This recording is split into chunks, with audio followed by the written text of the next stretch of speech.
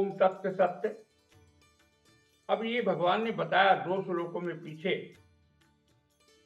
कि किस प्रकार तू कार्य को कर कि मुझको प्राप्त होगा और योग को प्राप्त होगा। तो अब अर्जुन के मन में आया, अर्जुन भगवान से पूछ रहा है कि हे केशव, परमात्मा में स्थिर बुद्धि वाले मनुष्य के क्या लक्षण होते हैं? स्थिर बुद्धि वाला मनुष्य कैसे बोलता है, कैसे बैठता है और कैसे चलता है, अर्थात कैसे व्यवहार करता है। भगवान ने कहा कि देखिए तू तेरी बुद्धि को मुझ में स्थिर कर और फिर कार्य। अर्जुन ने सोचा भाई इसका परिणाम, इसका लक्षण क्या है, मतलब कैसे हमें पता चले कि आदमी की जो है बुद्धि भगवान में लग गई। क्योंकि कोई ऊपर कोई लेवल तो लग नहीं जाता, तो पट्टी तो चिपक नहीं जाती। भगवान का भक्त होने से, भगवान की तरफ लग जाने से, योगी हो जाने से तो आपके माथे पे तो कोई पट्टी लग नहीं गई। तो पहचान कैसे करें कि ये भगवान की तरफ लगा हुआ निश्चय व्यक्ति है, इसकी बुद्धि भगवान की तरफ लग गई है और ये स्थिति प्रज्ञ व्यक्ति है। स्थिति प्रज्ञ मतलब भगवान की तरफ लगा हुआ व्यक्ति।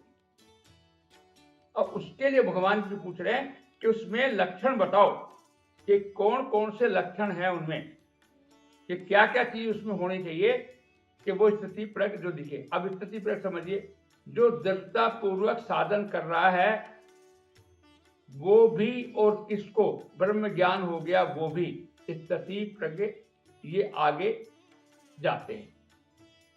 ठीक है, अब स्थिति प्रज्ञ क्या समझिए, दृढ़ता पूर्वक जो भगवान में लगता है वो स्थिति प्रज्ञ होता है, वही ब्रह्म ज्ञान को प्राप्त होता है। बिना स्थिति प्रज्ञ हुए कभी भी ज्ञान को प्राप्त आदमी नहीं हो सकता। ज्ञान योगी की साधन की अवस्था में कर्म आसक्ति की आती है और भक्ति साधना भी साधन की अवस्था में, और ध्यान सत्संग स्वाध्याय आदि में विशेषता होती है। पर कर्म योगी साधन और सिद्धि दोनों अवस्था में कर्म करने का प्रभाव जो का त्यों रहता है। इसमें अलग अलग साधन बताए कि किस किस साधन से क्या आप स्थिति प्रज्ञ बन सकते हैं, और भगवान यहां कर्म योग से बता रहे हैं। अब आप देखेंगे कि कर्म योगी आपको संसार में दिखेगा तो वैसे ही जैसे आम जन दिखता है, वैसे रोटी खाता है, वैसे सोता है, वैसे दुकान जाता है, वैसे किराए का चेक करता है, वैसे बातें करता है, वैसे सब कुछ करता है। और आम आदमी को लगता है कि भाई इसमें तो कोई फर्क तो दिख नहीं रहा, फर्क तो कुछ दिख नहीं रहा। क्यों नहीं दिख रहा? क्योंकि स्थिति प्रज्ञ भगवान में लगे हुए व्यक्ति का भाव बदलता है। क्रियाएं नहीं बदली हैं, भाव बदलता है। देखिए, क्रिया ज्यादा महत्वपूर्ण नहीं है, क्रिया में जो आपका भाव है वही महत्वपूर्ण है। एक ही क्रिया भाव के कारण अलग अलग हो जाती, एक ही क्रिया भाव के कारण अलग अलग हो जाती। उदाहरण के लिए,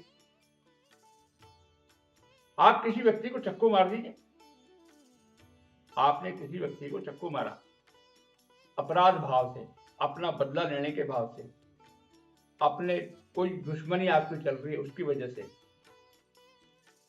और वही चक्कू आप फौज में खड़े, लड़ाई हो रही है और वहां लड़ाई में आप लोगों को दनादन गोलियों से मार रहे हैं। दोनों जगह बात एक ही है, वहां भी आपने आदमी को मारा है और यहां भी आपको आदमी ने मारा। होगा क्या? भाव बदल गया।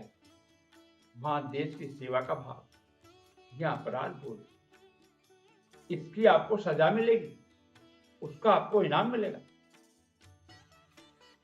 एक ही क्रिया है, क्रिया में अंतर नहीं आया, भाव में अंतर आया। ऐसे ही स्थिति प्रज्ञ और कर्म योगी कर्म करता हुआ तो आपको वैसा ही दिखेगा संसार में जैसे लोग काम कर रहे हैं, लेकिन जैसे ही आपने सेवा का भाव से उस काम को किया तो वो काम का रूप बदल जाएगा, उसकी परिस्थिति बदल जाएगी, उसका सब कुछ बदल जाएगा। वही काम आपको बंधन में डालेगा और वही काम आपको मुक्ति में डालेगा। वही काम आपके लिए योग बनेगा और वही काम आपके लिए भोग बनेगा। तो भगवान क्या कह रहे हैं कि हे अर्जुन, तू स्थिति प्रज्ञ को समझ। क्या समझ? कि तू तेरी बुद्धि को निश्चय पूर्वक मुझ में लगा, और मुझ में लगा करके जो भी तू काम करे वो मुझको मान करके, राग द्वेष से ऊपर उठ करके सेवा के भाव से करेगा, तो तेरी स्थिति कर्म योगी की स्थिति बनेगी। और कर्म योगी की स्थिति बनेगी तो तेरे में स्थिति प्रज्ञ आएगा। अब स्थिति प्रज्ञ के आगे भगवान वर्णन करेंगे कि उसमें कौन कौन से लक्षण आते हैं, क्योंकि ये तो अर्जुन का सवाल था भगवान से कि स्थिति प्रज्ञ में आप बताइए क्या क्या क्वालिटी, क्या क्या विशेषताएं होती हैं कि हम कैसे पहचाने कि ये कर्म योगी है और ये कर्म का भोगी है। अब भगवान आगे के श्लोक में इसका वर्णन करेंगे कि कौन कर्मयोगी की पहचान किस तरह की जाए, स्थिति प्रज्ञ वाले व्यक्ति की पहचान कैसे की जाए। ओम तत्सत।